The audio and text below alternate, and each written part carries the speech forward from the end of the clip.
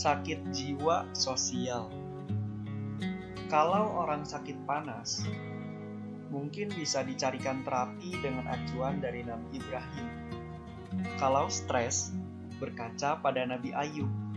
Soal-soal pencernaan nempel sedikit ke Nabi Muhammad.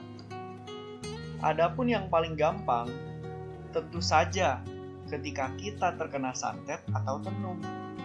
Lebih gampang lagi, apabila seorang pasien menginsafi, sadar bahwa ia bukanlah pasien, melainkan dia adalah dokter atau dukun atas dirinya sendiri.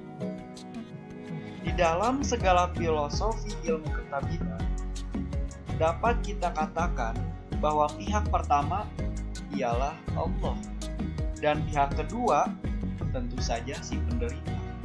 Sedangkan dokter, psikiater, atau mas dukun tak lebih dari pihak ketiga.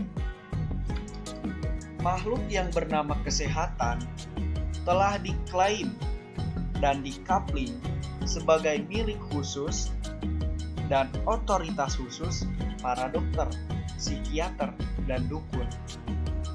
Makhluk yang bernama kesehatan telah menjadi komoditi dunia profesional, sementara masyarakat tak punya posisi lain kecuali konsumen.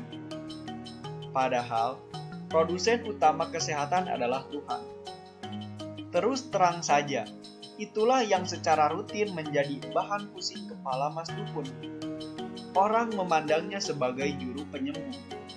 Mereka berdatangan pasrah bongkokan sambil tidak terlewat. Mereka datang dengan melontarkan kalimat penyekutu Tuhan. Saya yakin hanya Mas Dukun yang bisa menyembuhkan saya. Itulah kalimat dari mereka. Gampang sekali menomorsatukan yang nomor dua. Gampang sekali menohankan yang bukan Tuhan. Kalau penyakitnya berupa sakit fisik atau santet, Mas Dukun tanpa banyak cincong bisa menangani itu semua. Tapi, kalau yang disodorkan kepadanya adalah efek dari penyakit sosial, disinformasi tentang pemahaman kehidupan, atau mungkin salah kuda-kuda mental, maka Mas Dukun harus mereformasikan berbagai mismanajemen dalam dunia kesadaran dan kebawahsadaran orang tersebut.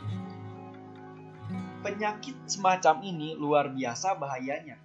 Betapa kesakitan mereka, karena mereka hanya menatap gelap dan keputusasaan. Setelah digali bersama, alasannya adalah mereka tidak terlatih untuk mendayagunakan akal sehat dan pengetahuan tentang nilai kehidupan yang mereka miliki. Seorang anak muda gagah, ganteng, datang untuk mengungkapkan kebingungan dan menangis. Dia berkata pada Mas Dukun, "Mas Dukun, saya merasa buntu dan tak berarti. Karena dulu orang tua saya kaya dan sekarang melarat. Sehingga saya sekarang tak bisa kuliah." "Itu bukan problem, itu keringkihan," ujar Mas Dukun membalas.